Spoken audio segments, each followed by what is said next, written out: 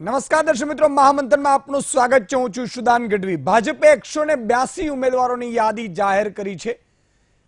પહેલી એણે ભાજપે જે રીતે જાહેરાત કરી છે, પીએમ મોદી વારાણસીથી લડશે લોકસભા ચૂંટણી, અમિત શાહ ગાંધીનગરથી ચૂંટણી લડશે, નરેન્દ્ર મોદી વારાણસીથી લડશે, અમિત શાહ ગાંધીનગરથી લડશે।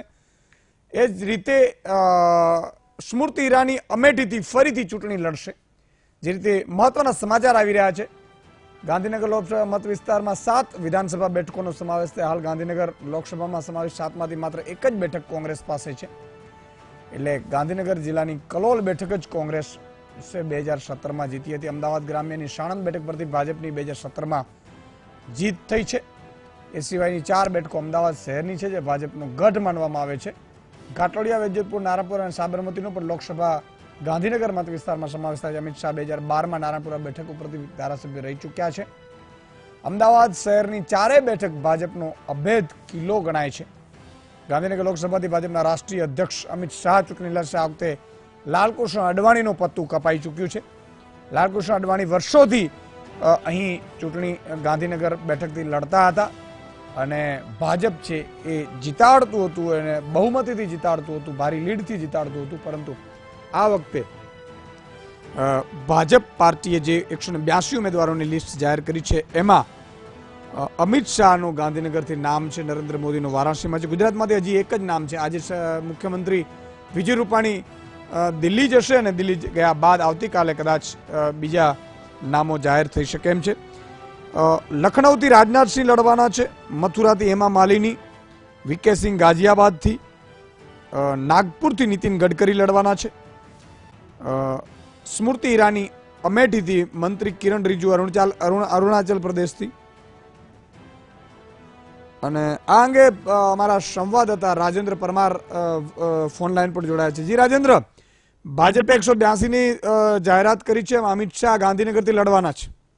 જે ચોક્કસથી વાત કરીએ તો 182 સીટનું જે જાહેરાત થઈ છે, તેમાં મોટા ન્યૂઝ ગુજરાતના એ છે કે જે અડવાણીજી છે એમની ટિકિટ કપાઈ છે અને ત્યાંથી અમિત શાહ લડવાના છે, જેને લઈને સમગ્ર અમદાવાદ શહેરમાં પણ એક ખુશીનો માહોલ છે। ખાસ કરીને જે નારાયણપુરા જે વિધાનસભા વિસ્તાર છે ત્યાં પણ ખુશીનો માહોલ છે।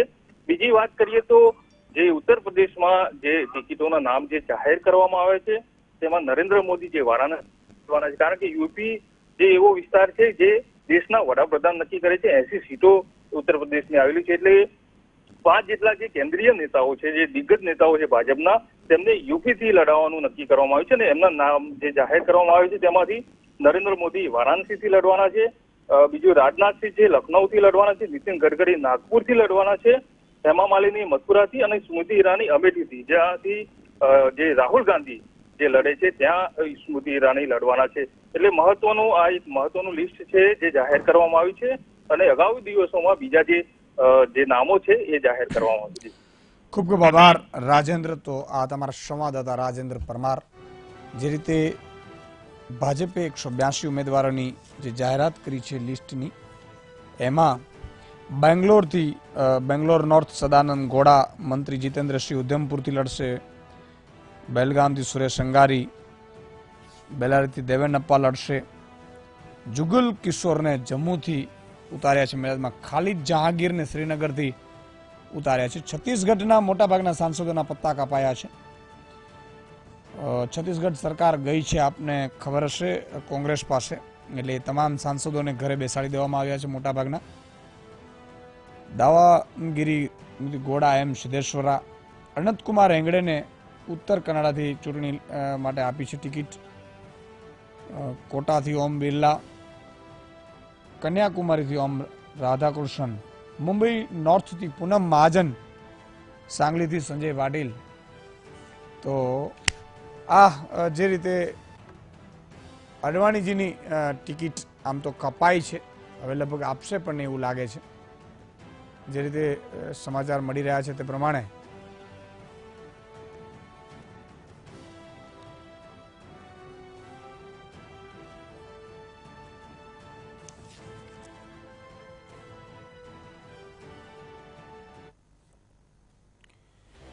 તો મિત્રો, પહેલા તો આપ સૌને ધૂળેટીની ખૂબ ખૂબ શુભકામનાઓ। આજે ખૂબ રમ્યા હશો, આપણે બધાએ તહેવારોની પણ ઉજવણી આનંદથી કરીએ છીએ. તહેવારો એટલા માટે જરૂરી છે આપણી જિંદગીમાં પણ, આપણી સંસ્કૃતિ તો ટકાવી રાખવા માટે, સાથે સાથે આપણે આ તહેવારોના કારણે હળીમળીને રહીએ, ભાઈચારો વધે અને ખાસ કરીને આપણું જે માઇન્ડ છે, જે મગજ છે એ આના કારણે વધુ જે કહેવાય ને ફ્રેશ રહે. આ બધી વસ્તુઓ છે જેના કારણે આપણા તહેવારો આપણે ખૂબ જ ઉત્સાહથી ઉજવતા હોઈએ છીએ. એક ચૂંટણી પણ એક તહેવાર છે. સમજો એક દીકરાના લગ્ન થતા હોય અને માંડવામાં જે રીતે બાપે ઊભું રહેવું પડે એવી રીતે મતદાનમાં આપણે તમામે ઊભું રહેવાનું છે. મતદાન ચોક્કસ કરવાનું છે. એક જે મુદ્દો આપને વારંવાર હું કહું છું, આપણે મતદાન નહીં કરીશું તો આપણે આપણા સાંસદ, ધારાસભ્ય કે કોઈ પણ ચૂંટેલા વ્યક્તિને પ્રશ્ન પૂછવાનો પણ અધિકાર નથી. કારણ કે મતદાન એ લોકશાહીની આત્મા છે, આત્મા છે.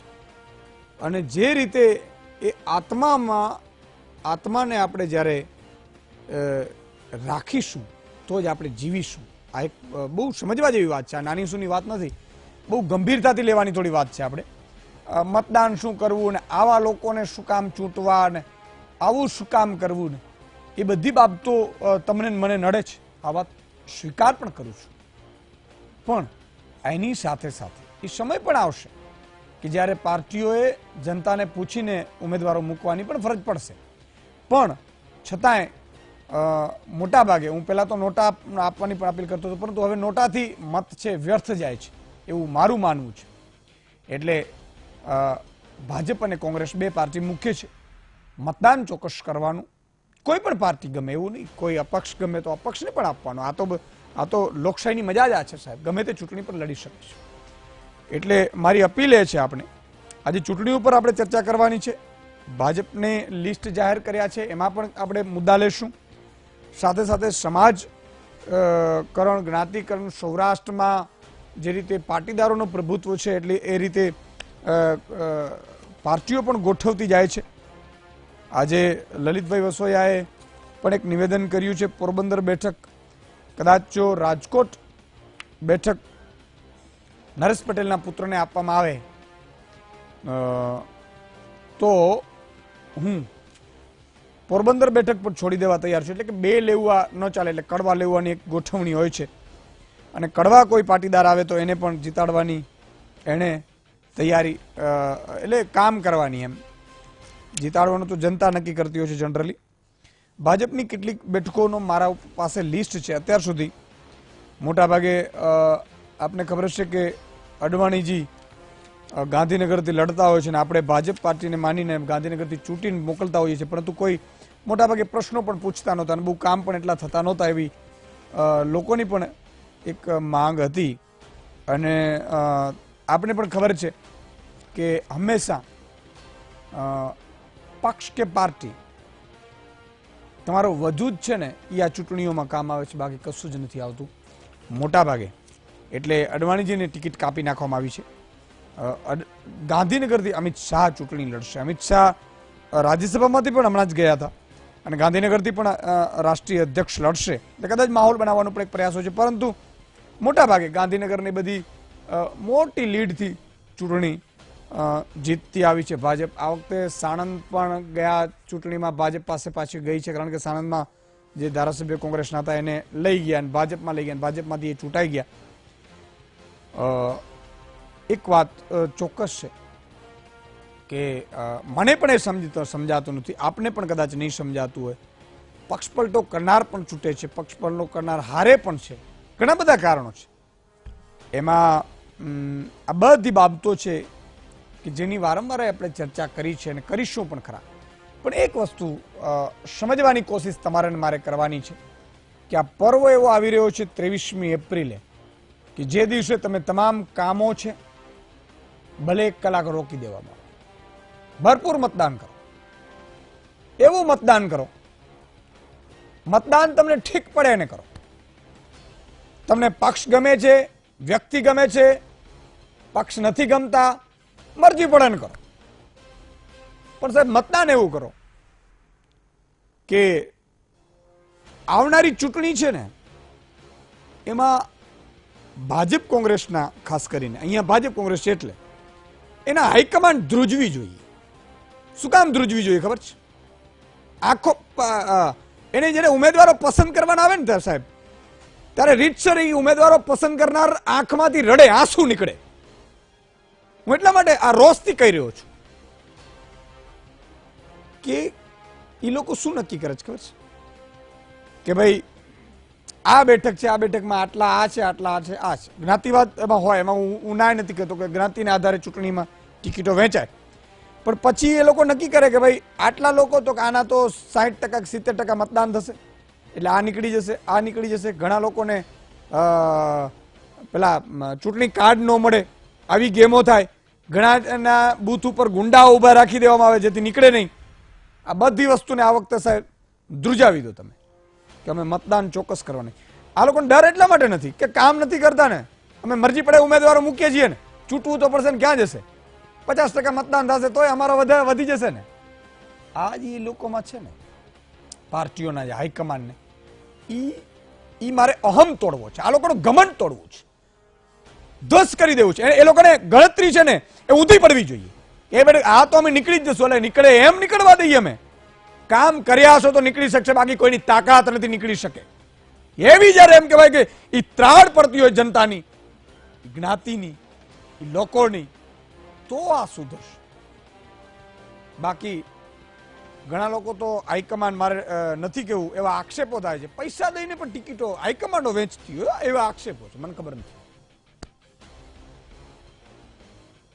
ઘણા લોકો તો ચૂંટણીની કાગડોળે રાહ જોતા હોય, કારણ કે કામ તો કરતા ન હોય, પછી રૂપિયા કમાય ક્યાંથી? એટલે આ તેતરો રાહ જોતી હોય કે આવે મારા જ્ઞાતિના લોકોને આગળ ધરી અને હું કાંઈક કમાઈ લઉં. ઘણા તો કંપનીઓના સોદાગરો કંપનીઓમાં કોન્ટ્રાક્ટ લેવા પહોંચી જશે. આ બધું આમાં ગોઠવાશ. મને દેખાય બધું છે પણ હું કરી કાંઈ નથી શકતો, એ મારી મજબૂરી છે. તમે જાગૃત થશો તો આ બધી વસ્તુ શક્ય બનશે. એક ઈશુદાનભાઈ કે એક વીટીવી કશું નહીં કરી શકે. મેં તમને અગાઉ પણ કહ્યું હતું અને આજે પણ કહું છું. મને ખબર છે પાક વીમામાં આજે હું છેલ્લા 3 દિવસથી પાક વીમા જ્યાં પર રૂપિયા પડ્યા છે, લોકોના એટલા બધા ફેસબુક ઉપર ને એ લોકોના મેસેજ આવી રહ્યા છે કે ઈશુદાનભાઈ પૂરતા નથી મળ્યા રૂપિયા, ક્યાંક ગડબડ થઈ ગઈ, પાક અખતરા બરોબર નથી થયા. પણ મને આનંદ એ વાતનો છે કે મેં આટલા જાગૃત થયા ને તો મને પણ મારો પણ જુસ્સો વધ્યો છે, મને પણ એક હિંમત આવી છે. અને એનાથી મોટી વાત એ છે કે નેતાઓ ડરી ગયા છે કે કામ કરવું પડશે, હવે નહીં તો મજા નહીં આવે. પણ આજે ફરીથી તમને એક અપીલ કરીશ કે રૂપિયા દઈને મત ન કરતા તમે તમારા સંતાનની સોગંદ ખાજો સાહેબ. તમે પણ, હું પણ ખાઈશ, તમારે પણ ખાવાની છે. એક પણ મતદાનમાં હું મતદાન કરીશ, મોજથી કરીશ, મને ગમશે ને કરીશ, હું જોઈશ બધું. પણ રૂપિયો, લાલચ સમાજની વાડીમાં નહીં, સમાજમાં નહીં, સમાજના ઠામ વાસણ નહીં. ઘણા લોકો 25,000 ઠામ વાસણ આપીને પણ આપી દે છે.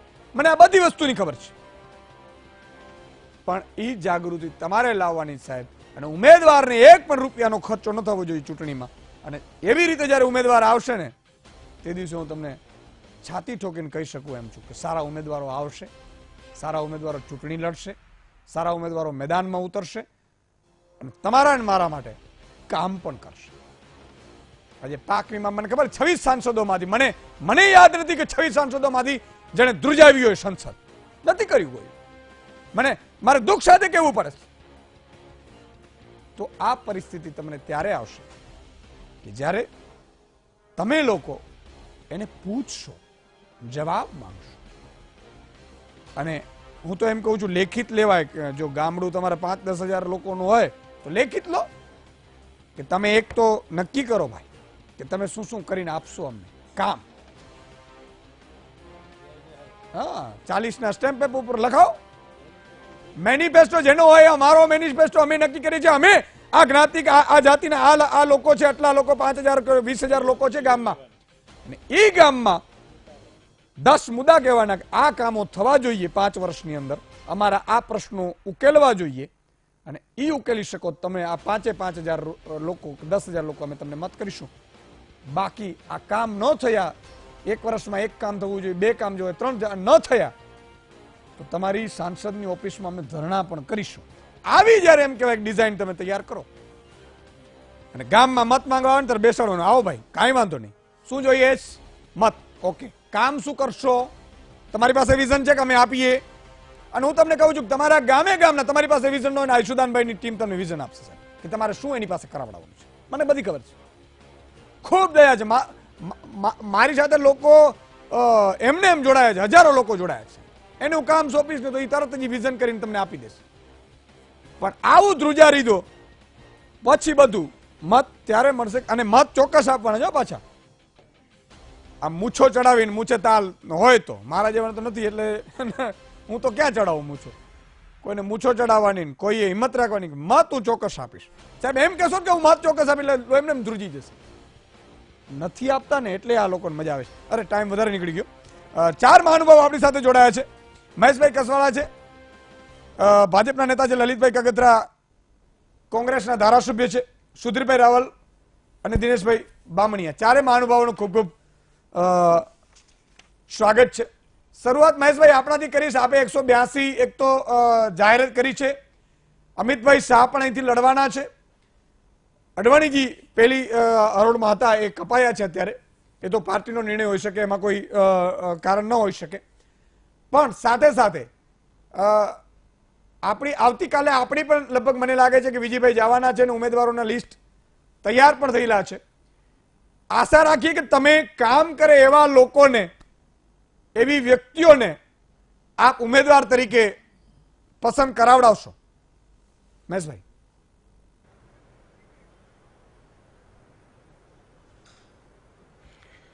ઈસુદાનભાઈ, ભારતીય જનતા પાર્ટીની પ્રથમ યાદી 182 ઉમેદવારોનું જાહેર કર્યું છે. 20 જેટલા રાજ્યોની અંદર ઉમેદવારો ભારતીય જનતા પાર્ટી ડિક્લેર કર્યા છે. મારે આપની વાતમાં એ સુધારો કરવો છે કે અડવાણીજીની ટિકિટ, અડવાણીજી આ દેશના નાયબ વડાપ્રધાન હતા, 92 વર્ષની જેફ વય છે. આજે પણ હું આપને એમ કહું છું કે અડવાણી જેટલી ઉચ્ચ કક્ષાનો ને ઉચ્ચ કદનો નેતા ભારતીય જનતા પાર્ટી પાસે નથી. એક એનું કદ છે. ભારતીય જનતા પાર્ટી ક્યારેય એની ટિકિટ કાપી ન શકે એટલો વિવેક ભારતીય જનતા પાર્ટીમાં છે. આપે પણ જોયું હશે, સમાચાર માધ્યમોથી મેં પણ જોયું છે કે અડવાણીજી અને મુરલી મનોહર જોશીએ પાર્ટીના પાર્લામેન્ટરી બોર્ડને વિનંતી કરી છે કે અમારી ઉંમરના કારણે હવે અમે ચૂંટણી લડવાના નથી. અને આવું ઘણા લોકોએ, મેં તો સમાચારમાં જોયું હતું, કલરાજ મિશ્રા જેવા લોકોએ પણ ઉંમરને કારણે પાર્ટીને વિનંતી કરી છે કે અમે હવે ચૂંટણી લડવાના નથી. એટલે આમાં અમે અડવાણીજીની ટિકિટ કાપી જ ન શકીએ. પહેલી વાત. બીજી વાત કે જ્યારે ભારતીય જનતા પાર્ટીએ 182 સીટો ડિક્લેર કરી, માનનીય પ્રધાનમંત્રી શ્રી વારાણસીથી ચૂંટણી લડશે, ને બીજો એવો નિર્ણય કે માનનીય રાષ્ટ્રીય અધ્યક્ષ અમિતભાઈ શાહ ગુજરાતની અંદરથી ચૂંટણી લડવાના છે, ગાંધીનગરથી ચૂંટણી લડવાના છે. મને એમ લાગે છે કે ગુજરાતના આંગણે રાષ્ટ્રીય અધ્યક્ષ અડવાણીજીની સમકક્ષ જેને કહી શકાય આજે એવા રાષ્ટ્રીય અધ્યક્ષ શ્રી ભારતીય જનતા પાર્ટીનું શિરમોર નેતૃત્વ ગાંધીનગરથી ચૂંટણી લડવાનું હોય તો મને એમ લાગે છે કે અમદાવાદ અને ગુજરાતની અંદર આજે આનંદનો માહોલ હોય. કારણ કે અમારું મુખ્ય સૈન્યના વડા જે છે એ જ અહીંથી ચૂંટણી લડવાના છે. મેં પહેલા પણ વીટીવીની ડિબેટમાં કીધું હતું કે જો આવું કંઈ થાય તો ગુજરાતની ભારતીય જનતા પાર્ટીનો કાર્યકર્તાનો જુસ્સો, જો મને જુસ્સો ડબલ થાય. કારણ કે અમારું સૈન્ય છે એના મેઇન સેનાપતિ અહીંથી લડવાના હોય તો મને એમ લાગે છે કે ભારતીય જનતા પાર્ટી માટે આજે ધૂળેટી હોળી પછીના દિવસે ભારતીય જનતા પાર્ટીના અનેક કાર્યકર્તાઓને શુભેચ્છાઓ આપું છું. અને એમ પણ ભારતીય જનતા પાર્ટીના કાર્યકર્તાને અને ગુજરાતના લોકોને ભારતીય જનતા પાર્ટીએ શુભેચ્છાના સ્વરૂપે ભારતીય જનતા પાર્ટીના રાષ્ટ્રીય અધ્યક્ષને ગાંધીનગરથી ચૂંટણી લડાવવાનો નિર્ણય કર્યો છે. ખૂબ ખૂબ સારી વાત છે. તમે એવું કહ્યું કે અડવાણીજી નથી એટલે એ સ્વયંભૂ આનંદીબેન ગયા પણ વાત એ સાચી છે.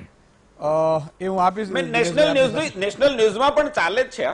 ના બિલકુલ બિલકુલ. હું તો અને સ્વાભાવિક છે કે પાર્ટીના નેતા તરીકે તમારે જવાબ અને આવો જ આપવો પડે, એમાં કોઈ સવાલ નહીં. લલિતભાઈ, આપણી પાસે આવવા માંગીશ. રાજકોટ બેઠક, પોરબંદર બેઠક થોડીક અચૂડચૂ થઈ રહી છે. પોરબંદરમાં લલિતભાઈ વસોયાએ આજે એવું કહ્યું કે કદાચ નરેશભાઈના પુત્ર શિવરાજભાઈ લડે તો હું પોરબંદર બેઠક પણ ખાલી કરી દઉં, અને એટલે કે પોરબંદર બેઠક હું સ્વેચ્છાએ હું ના લડું અને બીજા કડવા પાટીદાર લડે એટલે લેવા બે ન થાય. અને આપે પણ લાગણી વ્યક્ત કરી છે જ્યારે કે નરેશભાઈના પુત્ર લડે અને સમાજના આગેવાનો હોય, સમાજના આગેવાનો લડે એમાં કોઈ વાંધો ન હોઈ શકે.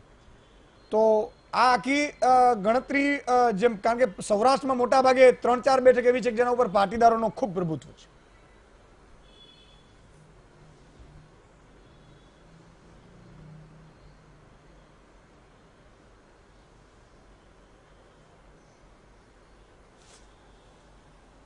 અવાજ જતો રહ્યો. હલો ભાઈ, અવાજ કેમ નથી જતો? ઈસુદાનભાઈ, તમારો અવાજ આવ્યો હવે. ઈસુદાનભાઈ, પહેલી વાત તો મારી આપને, મારો અવાજ આપને આવે છે? બિલકુલ આવે છે. હવે લલિતભાઈ બોલો.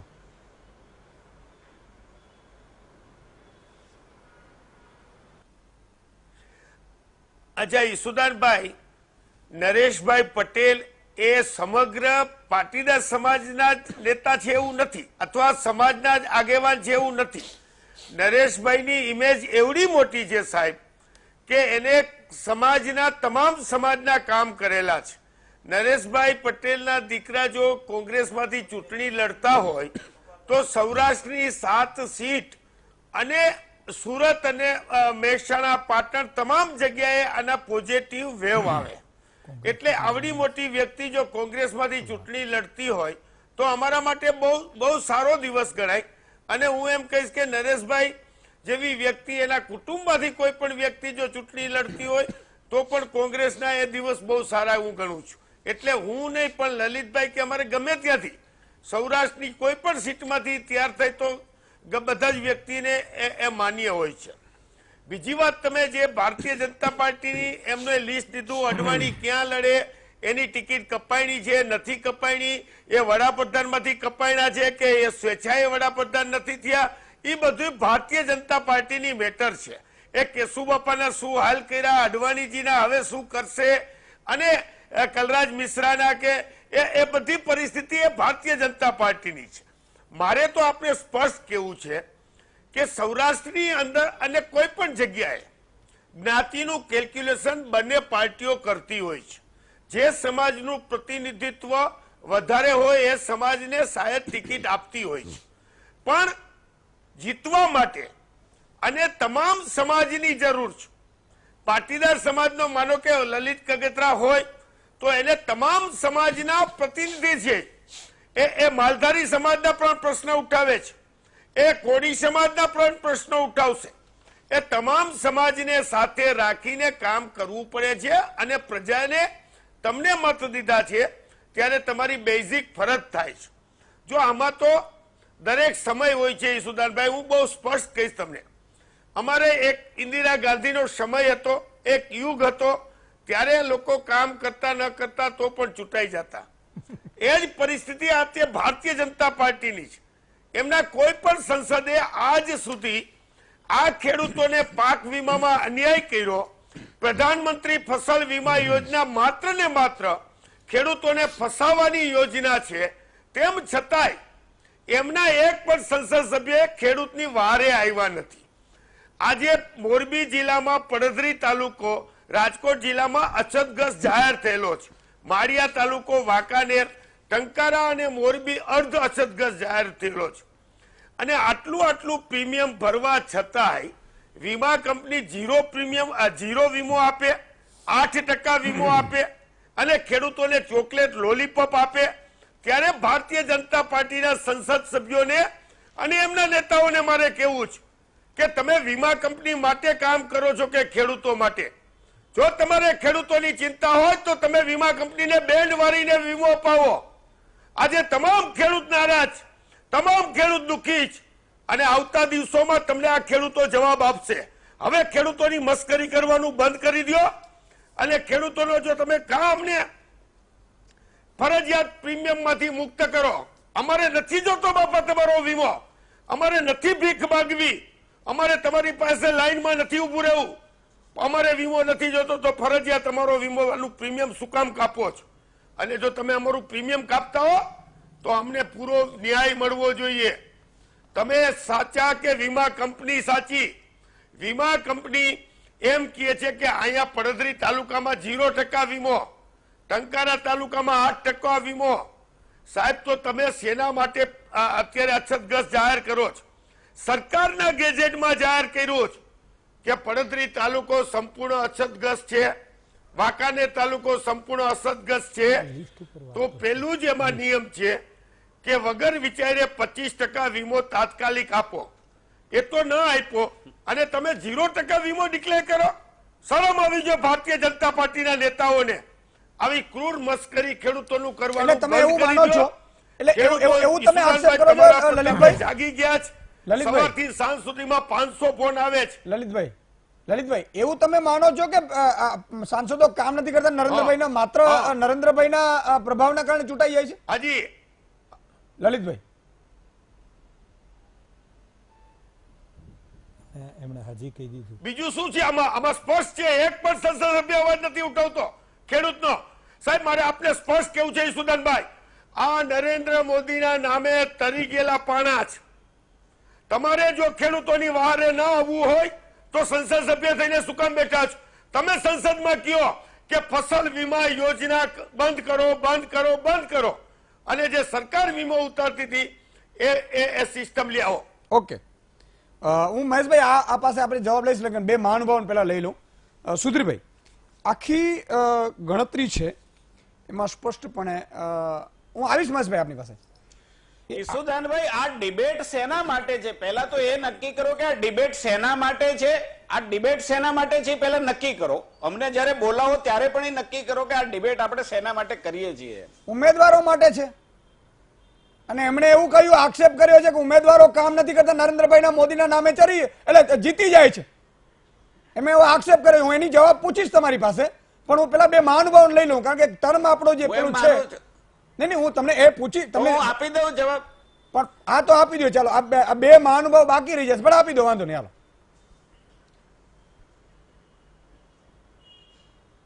આપો આપો આપો. ના, એમને આપો. સુધીરભાઈ જેવી વ્યક્તિ એટલે છે, હું ભાઈ દિનેશભાઈ ને સુધીરભાઈ લઈ લઉં પછી, એટલા માટે કે આપણું મહામંત્રનું જે છે ડેકોરમ જળવાઈ રહે.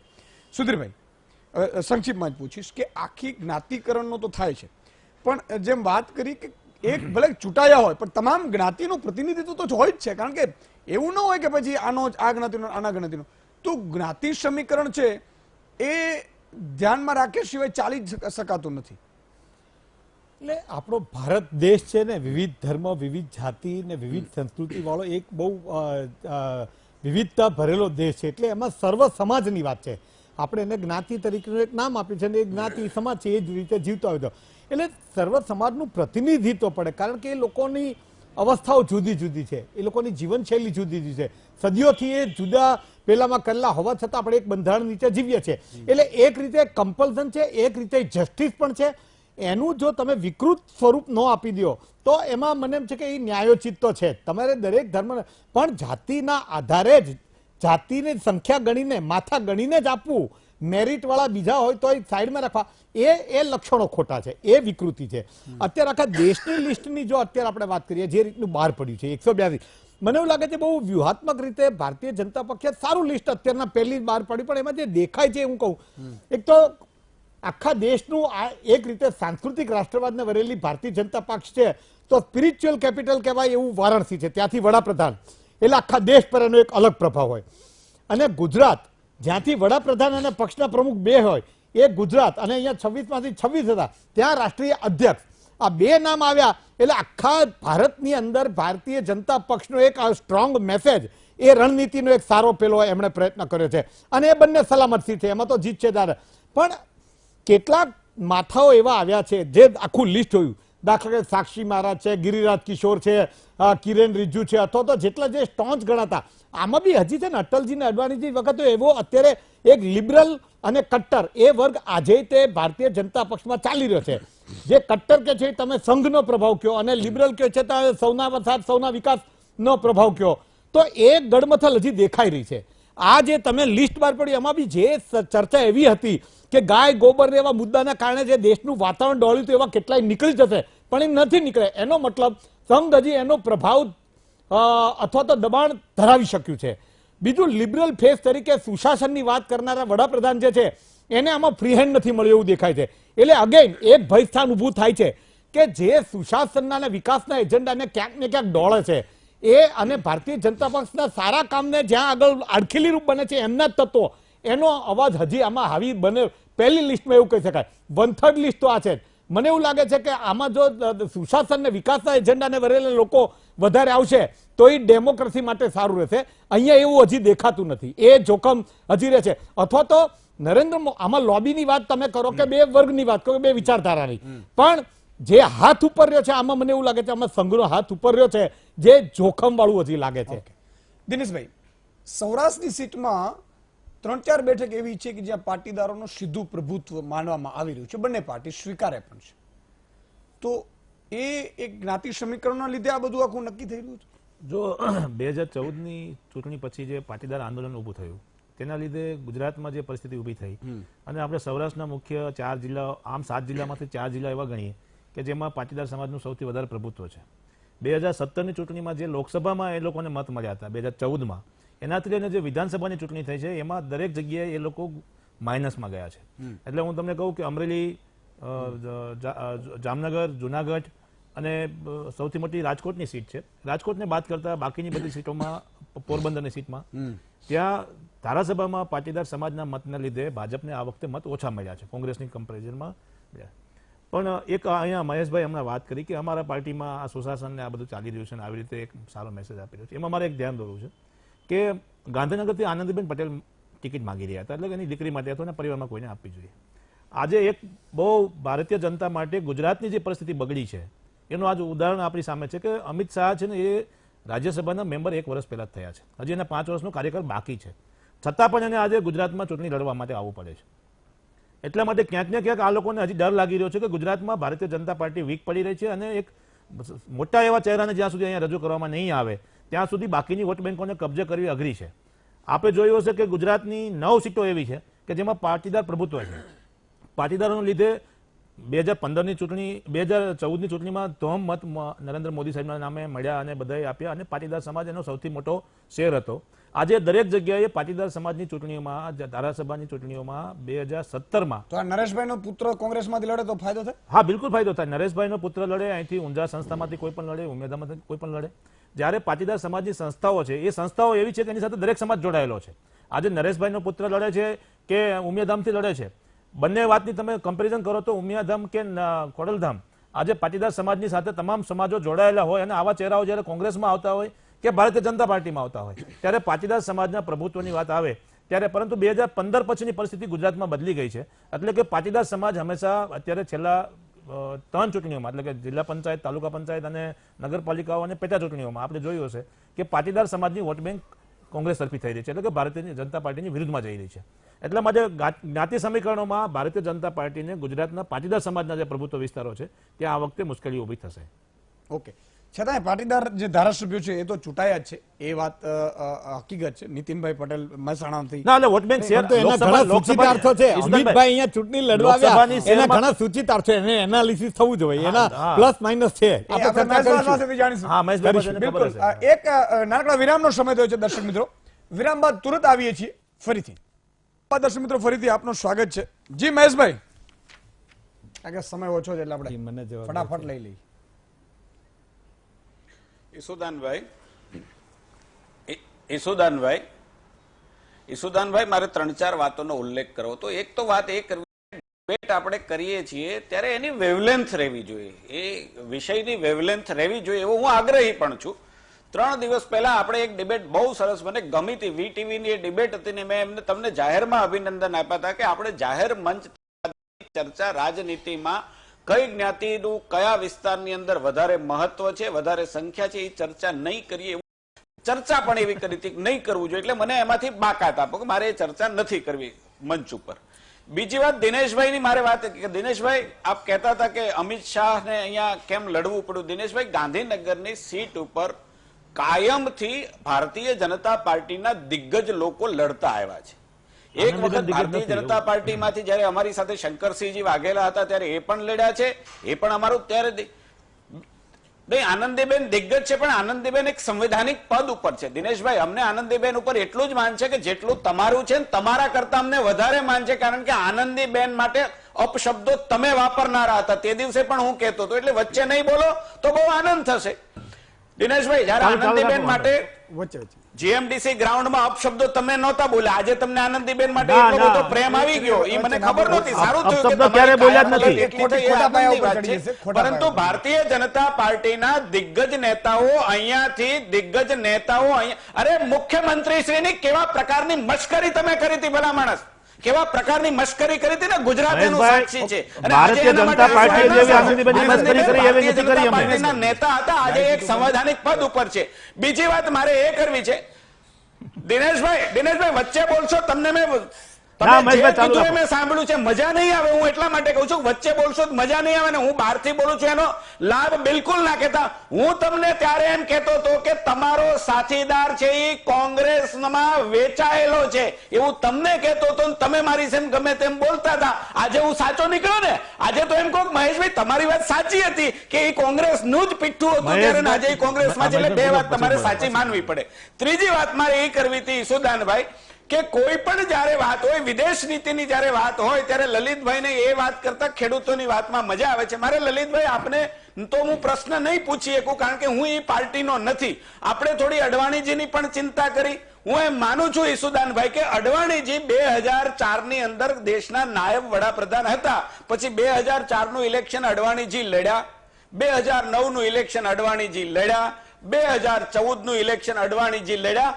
ઉંમર તો વધે જ. અમારે ત્યાં તો તમારી જેમ તમારે એક પરિવાર અમર છે, એમ અમારે તો કોઈ અમર પરિવાર હોતો નથી. આજે અડવાણીજીની 92 વર્ષની ઉંમર છે. પરંતુ મારે એક સવાલ આપને કરવો છે લલિતભાઈ, આપને ખ્યાલ ન હોય કારણ કે આપના મન મસ્તિષ્કમાં કોંગ્રેસનો ઇતિહાસ હોતો નથી, પરંતુ સીતારામ કેસરીએ ભીખ કેટલી માંગી હતી? અધ્યક્ષ હતા, રાષ્ટ્રીય અધ્યક્ષ, અને એના શું તમે હાલ કર્યા હતા? અને તત્કાલીન પ્રધાનમંત્રી જેમનું આ દેશની અંદર એક સન્માનપૂર્વક નામ લેવાય છે, પીવી નરસિંહ રાવ, પ્રધાનમંત્રી થયા પછીની બીજી ટિકિટ તમે નથી આપીને.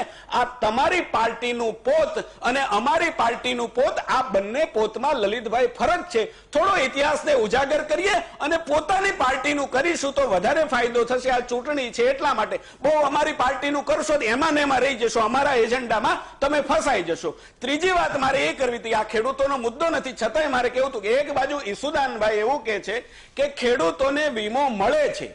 કોઈ જગ્યાએ ક્રોપ કટિંગ પાકના આધારે ઓછો હશે, કોઈ જગ્યાએ વધારે મળતો હશે, પરંતુ આજે વીમો દરેક ખેડૂતોના ખાતામાં જમા થઈ રહી છે અને તમારી પાસે બીજો મુદ્દો નથી. એટલે ખેડૂતોના નામે કાયમ આંસુ સારો છો. આ કોંગ્રેસનું પોત છે. અરે ભલા માણસ, ઈસુદાનભાઈ મારે આપને પૂછવું છે કે તમારી પાસે આજે ખેડૂતો માટે ખેડૂતોની કોઈ ગંજી હળગાવી દીધી એવો પ્રશ્ન તમારે ત્યાં આવ્યો? બારોબાર શેઢા વાળી લીધા એવો પ્રશ્ન આવ્યો? કોઈ બારોબાર એના સાધનો ખેતરમાં ચોરી ગયો એવો તમે પ્રશ્ન આવ્યો? ક્યાંય ખેડૂતોને યુરિયા અને ડીએપી માટે લાઈનમાં ઉભા રહેવા પડે છે એવો તમારી પાસે પ્રશ્ન આવ્યો? ક્યાંય એવો પ્રશ્ન આવ્યો કે સરકાર અમારી પાસેથી 19% શરાફી વ્યાજ લે છે એવો તમારે પ્રશ્ન આવ્યો? ક્યાંય એવો પ્રશ્ન આવ્યો કે ખેડૂતોએ વાવ્યું છે અને ઊભું લુખ્ખા લોકો ઊભું ચારી જાય છે એવો પ્રશ્ન તમારી પાસે આવ્યો? અરે ભલા માણસ, તમે 30 વર્ષ, હું એમ કહું છું કે 1998 પહેલા જેટલા વર્ષ ગુજરાત સ્થાપનું 61માં સ્થાપના થઈ ત્યારથી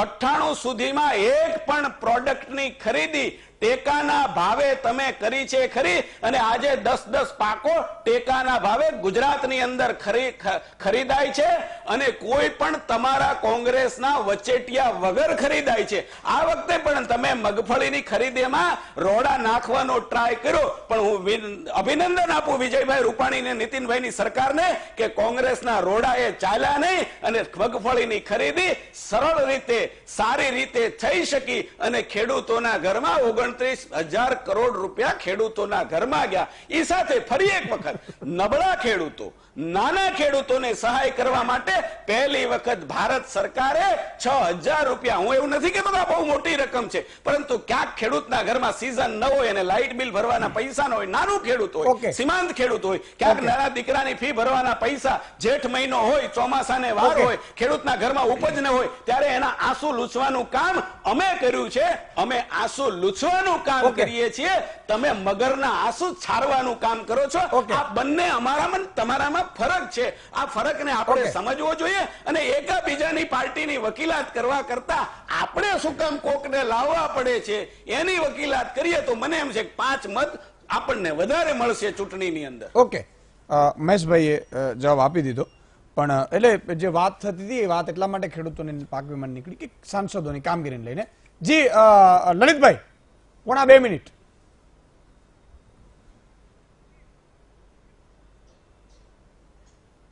જી, મારે એટલું જ મહેશભાઈને કહેવું છે કે તમારે નાચો, ડાન્સ કરો અને તમે જે કંઈ કહો છો એ ખેડૂતોના હૃદયને સોસરું નીકળે છે. તમે અત્યારે જે કંઈ વાત કરી રહ્યા છો, તમે અમને મગરના આંસુ પાડવાનું કહો છો, પણ તમે મગરના તો આંસુ પાડો. તમે ખેડૂતની વકીલાત તો તમારા કોઈ નેતા કરે એવું તો કરાવો. તમે તો એમ જ કહો છો કે મારા ખેડૂત સુખી છે, મારા ખેડૂતને કઈ તકલીફ નથી. તમે બોલો ને. મહેશભાઈ, ગુજરાતના મુખ્યમંત્રી બોલ્યા હતા કે ફેબ્રુઆરીમાં વીમો જમા થઈ જશે. વન બાય વન બોલો મહેશભાઈ. તમારી વચ્ચે બોલ્યો નથી મહેશભાઈ. મહેશભાઈ, હું તમારી વચ્ચે બોલ્યો નથી. તમારી વચ્ચે બોલ્યો નથી. તમારી વચ્ચે બોલ્યો નથી. તમને બધી સાંભળાય છે એટલે લલિતભાઈને બોલવા દઈએ. મહેશભાઈ, તમે ખેડૂતના નામે મસ્કરી કરો છો. આપણે વ્યક્તિગત મસ્કરી કરો છો મહેશભાઈ. મહેશભાઈ, દેખાડો કરો છો, મસ્કરી કરો છો. મહેશભાઈ વાત કરીએ. આમાં ટાઈમ વયો જશે અને મુદ્દાની ચર્ચા નહીં થઈ શકે. મેં આમાં લલિતભાઈ કથગરા માટે વ્યક્તિગત તો કંઈ કહ્યું જ નથી. પ્લીઝ. નહીં, લલિતભાઈને મેં વ્યક્તિગત તો કંઈ કીધું જ નથી. હું નાચું, મારી બોલવાની સ્ટાઇલ છે, તમે મને બોલાવો છો. હું કઈ લલિતભાઈની મહેરબાનીથી તો અહીં આવતો નથી અને હજી ડંકાની ટોચ ઉપર કહું છું કે તમે તો મહેશભાઈ, ગુજરાતના મુખ્યમંત્રીએ કીધું હતું કે ફેબ્રુઆરીમાં વીમો જમા થઈ જશે. ઈ તમારો કોચ છે, તમારો કોટી છે સાહેબ. થાય છે વીમો. આ તમને ખબર નહીં હોય દિનેશભાઈ, આપને ખબર ના હોય. ના, હું વાતચીત કરું છું. તમારી ખેડૂત દીકરો છું. પાર્ટીનું એવું તમને કહેવું થવું કે તમારા વિજયભાઈ રૂપાણીએ જામકંડોળામાં કીધું હતું કે તમને સાતમમાં વીમો મળી જશે. હજી 2 વર્ષ ત્યાં ખેડૂત રાહ જુએ છે તમારા વીમાની. લલિતભાઈ, એના માટે સ્પેશિયલ આપણે કરીશું. વિજયભાઈ કીધું તું અવાજ કરીને. એમને કહો લલિતભાઈ, મળે છે, આજે જમા થાય છે, તમારાથી જીરવાતું નથી. આ શબ્દ કાઠિયાવાડ પણ તમે બંને એકબીજાને એવી રીતે ના બોલાવો. મને મહેશભાઈ, હું આપ તમને રોકવા માંગીશ. 1.5 મિનિટમાં એમને જવાબ આપવા દો. મારે બીજા મહાનુભાવો પણ લેવાના છે. હું એમ કહું છું, પાક વીમાને લઈને ફરીથી એકવાર ડિબેટ મહામંથન કરીશું. કોઈ ચિંતા નહીં. હજી 5-6 દિવસ જવા દો, ડેટા આવવા દો.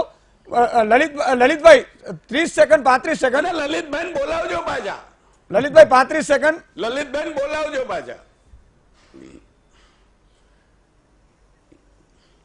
મહેશભાઈ, ઈસુદાનભાઈ, અમે ને હું ગમે તેટલી વાત કરી, જ્યાં સુધી મતદારો સમજશે અને જેવા લોકો, ગદ્દાર લોકો, અને જો ઈસુદાનભાઈ, મારે ભાઈ મહેશભાઈને એટલું જ કહેવું છે કે તમારે તો શું કામ અમારા કોંગ્રેસના ધારાસભ્યોને લઈ જવાની જરૂર પડે છે.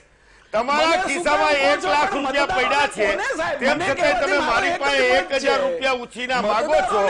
એનો મતલબ એમ છે કે નરેન્દ્ર મોદીએ રદ કરેલી નોટું તમારી પાસે છે. તમારા ધારાસભ્યો બધા રદ થઈ ગયેલા છે, એટલે તમારે અમારી પાસેથી ઉછીના ધારાસભ્ય લઈ જવા પડે છે. મહેશભાઈ, તમે ભાજપને સાચવશો તોય ભાજપનો એક કાર્યકર્તા તમને વોટ આપવાનો નથી. તમે બંને લાઈવ યુટ્યુબ પર છો એટલે હું તમને બંનેને કંટ્રોલ નથી કરી શકતો. તમને વોટ નહીં આપે કારણ કે 10 સેકન્ડનો ગેપ પડતો હોય છે. એટલે એક આમ બોલે એટલે પણ હું એક નાનકડો વિરામ લઈ લઉં. 1000 રૂપિયા એમની પાસે માંગ્યા નથી. વિરામ લઈ લો. દર્શક મિત્રો, વિરામ બાદ તુરંત પાછા આવીએ છીએ. દર્શક મિત્રો, ફરીથી આપનું સ્વાગત છે. સુધીરભાઈ, શું લાગે છે, કેટલાક સાંસદોની ટિકિટ રિપીટ થાય, કેટલાકના પત્તા અહીંયા પણ કપાય એવી શક્યતા છે? ખાસ તો આજે અમિતભાઈ અહીંયા લડે છે એની એક વાત હતી. એની અંદર એક વસ્તુ આપણે લખી કે જૂથ આનંદીબેનનું કપાવ્યું, પણ મને એવું દેખાય છે કે આજના સંજોગોમાં જૂથવાદ તો ભાજપને પોસાય નથી. એટલે કદાચ એવી સમજૂતી હોય કે 1.5 વર્ષ જ રાજ્યસભાનું થયું છે, તો એક મોટા નેતાને અહીંયા ઉતાર્યો, એમણે મેન્ટેન કર્યો. અમિતભાઈ અહીંથી તો અનારબેનને રાજ્યસભામાં લઈ જાય એની જગ્યાએ આવી એક વાત હોઈ શકે, કારણ કે જૂથવાદ એટલે ઉલટાનું કદાચ અનારબેન માટેના ચાન્સીસ ઉજળા થયા હોય છે. અને જૂથવાદની અંદર તો અત્યારે ભારતીય જનતા પક્ષે કોઈને પોસાય એવું નથી, એટલે એવું સીધું નારાજ કરીને જોખમ વોરી લે અથવા તો એક પક્ષી નિર્ણય લે એવું લગભગ નથી. આ ક્યાંક ને ક્યાંક એવી સમજૂતી હશે અથવા એવું અન્ડરસ્ટેન્ડિંગ હશે. ઓકે, બીજું જે મેં હમણાં પૂછ્યું કે ભાઈ કેટલાક સાંસદોની ટિકિટો કપાઈ પણ શકે આપણા ગુજરાતના, હા, એ અને ભાજપના, હા, ભાજપના કેટલાક સાંસદો, કારણ કે જે રીતે હમણાં ભલે ચર્ચા કે સાંસદોના પરફોર્મન્સમાં બહુ પ્રોબ્લેમ છે. કમસે કમ 8 થી 10 સાંસદોના પર જે આંકડા છે, એમપી લાડના ફિગર છે, એ બધામાં જુઓ. અને તમે દાખલા કે જે પોતાના આદર્શ ગ્રામની સિદ્ધિઓ ગણાવી હતી એ બધામાં લગભગ એમનું પરફોર્મન્સ નથી. અને બીજું એ લોકો મત ખેંચી નથી લાવી શકતા. અને આ વખતે નરેન્દ્ર મોદી લહેર નથી, સાંસદોના પોતાના અને કમળનું આ બધાનો બી અંદર ભૂમિકા છે. એ સંજોગોમાં પાર્ટી એટલું બધું જોખમ ન લે. અને કદાચ મને એવું લાગે છે 7 થી 8 જણા તો મિનિમમ બદલાશે તે. ઓકે, દિનેશભાઈ. હવે મારા મિત્ર મહેશભાઈ છે ને, હમણાં બહુ અમારી આંદોલન ઉપર વાત કરતા, એટલે મારે તો મારો પક્ષ રાખવાની વાત છે. એટલે તમે ટૂંકમાં રાખજો, ટૂંકમાં હું કારણ કે કહી પછી દઉં, એ debate- મહેશભાઈએ કીધું કે આનંદીબેન ને તમે ગાળો દીધી. અમે ક્યારે આનંદીબેન માટે અભદ્ર ભાષા બોલ્યા જ નથી. આનંદીબેન ને ઓકે, ખુલાસો આવી ગયો. જેટલું પછી અપમાન આગળ. આનંદીબેન નું ભારતીય જનતા પાર્ટી કર્યું છે ને એટલું પાટીદાર સમાજે નથી કર્યું, પાટીદાર આંદોલનકારીઓ નથી કર્યું. તમે મસ્કરી કરી. મસ્કરીઓ દિનેશભાઈ, મહેશભાઈ જે તમે 25 વર્ષથી GMTC તમને મત આપતી સમાજની તમે મસ્કરીઓ કરી છે મહેશભાઈ. પાટીદાર સમાજની વોટ બેંકની તમે મસ્કરી કરી છે. ઇન શોર્ટ કહેવાનો મતલબ એ છે કે ભારતીય જનતા પાર્ટી ગુજરાતમાંથી પાટીદાર સમાજની વોટ બેંક એનાથી ખસી રહી છે. એના માટેના જે કાંઈ રિકવરીના પ્રયાસો કરી રહી છે ને કરે, ભૂતકાળમાં જે થયું છે ભવિષ્યમાં થશે. એમણે એક કહ્યું હાર્દિક વાળી વાત કરી એ સાથે. ના, હાર્દિક વાળી કોંગ્રેસની વાત એને મહેશભાઈ, જો મહેશભાઈ એમ કહેતા હતા કે આ લોકો ખોટા છે, અનામત આપી શકાય એમણે નહીં. એમને એવું કહ્યું હતું કોંગ્રેસના એજન્ટ. હા, હું એ જ કહું છું કે કોંગ્રેસના મહેશભાઈ એવું એજન્ટ કહ્યું હતું ત્યારે મને પણ ખબર છે. મહેશભાઈ તો એમ કહેતા હતા કે આ લોકો તો ખોટા છે, અનામત આપી શકાય એમ નથી. 49% મહેશભાઈ, મહેશભાઈ વચ્ચે અનામતનું નામ લીધા વગર એમ કહેતા હતા કે પાટીદારના લોકો જે માંગી રહ્યા છે, યુવાનો માંગી રહ્યા છે, એ તો ખોટું છે, શક્ય જ નથી. એ હાર્દિકની વાત એમણે કરી હતી. હા, હું એ જ કહું છું, એ લોકો જ કહેતા હતા ને. હાર્દિકની વાત તો હાર્દિકની વાતમાં 1 રૂપિયાનું તથ્ય નથી. અત્યારે હાર્દિકે જે કોંગ્રેસ જોઈન કરી છે એ 2 નંબરની બાબત છે. ભારતીય જનતા પાર્ટી હાર્દિક ક્યારે જોઈન કરી ના શકે, કારણ કે અમારા નવ યુવાનોને ગોળી દીધા છે આ લોકોએ. પહેલી વાત એ છે કે ભારતીય જનતા પાર્ટી એમ કહેતી હતી કે આ લોકો ખોટા છે ને એના જ વડાપ્રધાને ભારતના બંધારણમાં સુધારો કરવો પડ્યો છે. તો તમારી કઈ વાત સાચી છે મહેશભાઈ? તમે તમારી વાતને પાછી લો અને નક્કી કરો.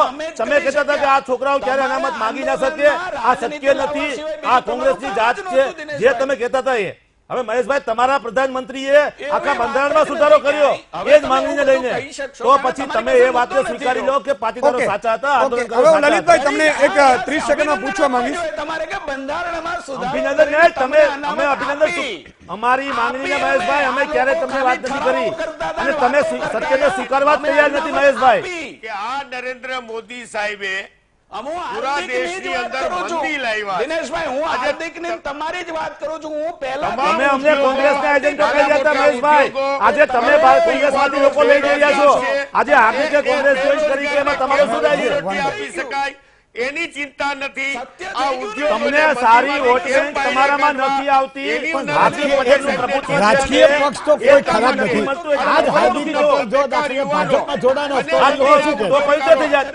હાર્દિક પટેલની કોઈ પણ વોટ રાજકીય બેંકને ભાજપના કોઈ પણ નથી. રાજકીય પક્ષમાં એટલા માટે આજે કોંગ્રેસના એજન્ટ કહી રહ્યા છે. જો હું તો કહું, સારા દરેક માણસોએ રાજકારણની અંદર સક્રિય ભૂમિકા ભજવવી જોઈએ. તો તે સિસ્ટમમાં ખરાબી હોય તો સાફ કરવા માટે સિસ્ટમમાં રહેવું જોઈએ. એ કશું ખોટું નથી. કોંગ્રેસ હોય કે ભાજપ હોય, પક્ષ તરીકે બે સારા જ છે. ઓકે મહેશભાઈ, 30 સેકન્ડ. લેવા હતું હજી તડપડે જ. આ બધાને હજી એ જ કોંગ્રેસમાં હાર્દિક જતો રહે તો વખતે થઈ જાય. તમારો પ્રેમ હાર્દિક માટેનો મને ખ્યાલ છે. સુધીરભાઈ, મહેશભાઈ, અમારા હા, બોલો. બોલો, મારો સવાલ એ છે કે જે માણસને કોંગ્રેસનું આટલું બધું પીઠબળ હતું, કોંગ્રેસના કારણે એને આંદોલન કર્યું હતું, કોંગ્રેસનું ફંડિંગ એમાં આવતું હતું, એક મીડિયાના કેમેરા પરથી આપણને ખબર છે, બધાએ ગુજરાત આખાએ જોયું છે. તો અમે ભાજપ ત્યારે એટલે મહેશભાઈ, તમે એમ કહેવા માંગો છો કે પાટીદાર સમાજના 25 લાખ લોકો ભેગા થયા ખોટા હતા, કે કોંગ્રેસના એજન્ટો હતા, એવું કહો છો? વાંધો છે?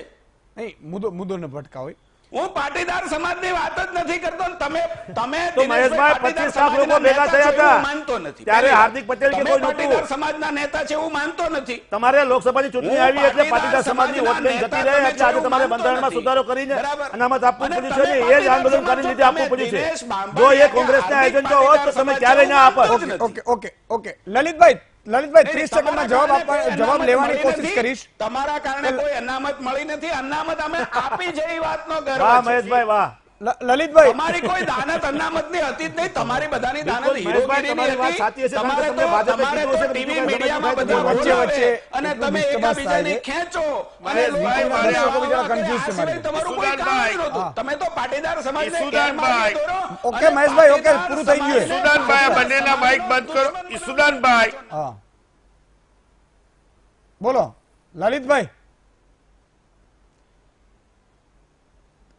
લલિતભાઈ 30 સેકન્ડ. ઈસુદાનભાઈ, આજે કરોડો યુવાનો બેકાર છે આ દેશમાં.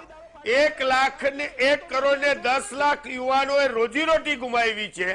તમામ ઉદ્યોગો મંદીમાં ફસાઈ ગયા છે. ત્યારે ભારતીય જનતા પાર્ટી પાસે 2019માં પ્રજા જવાબ માંગવાની છે. ઓકે ઓકે, સમયનો અભાવ છે એટલે મહેશભાઈ, લલિતભાઈ, દિનેશભાઈ અને સુધીરભાઈ, ચારે ચાર મહાનુભાવોનો ખૂબ ખૂબ આભાર. કંઈક મહેશભાઈ છેલ્લે કહેવા માંગે છે પણ અવાજ નહીં પહોંચી રહ્યો. એક વાત મારે કહેવી છે મિત્રો. આજે મને નારાયણભાઈએ બહુ મસ્ત એક પુસ્તકમાંથી એમણે મોકલ્યું છે. ભારત કેવો દેશ હતો સાહેબ. આ 1750ની આસપાસની વાત છે સુધીરભાઈ. ભારત છે ને એને લખ્યું છે, મારી પાસે આવ્યું કે એક બ્રિટિશ અધિકારી હતા થોમસ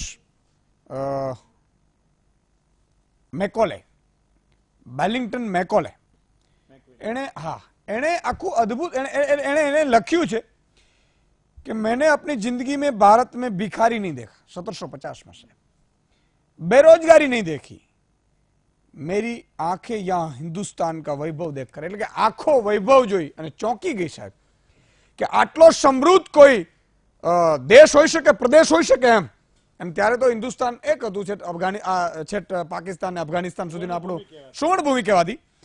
અને એણે એવું કહ્યું કે અહીંયા આપણા જે જહાજો, ત્યારે જહાજોની આપણી 200 ફેક્ટરીઓ હતી સાહેબ. અને એ જહાજો જે બનતા હતા એ 50 વર્ષ સુધી વાપરેલા જહાજો પછી લંડન વાળા આપણા ખરીદતા હતા, જૂના ભંગાર સાહેબ. ત્યારે મને એવું ગર્વ થયું કે શું ભારતમાં આપણી સાહેબ આખી વાત હતી.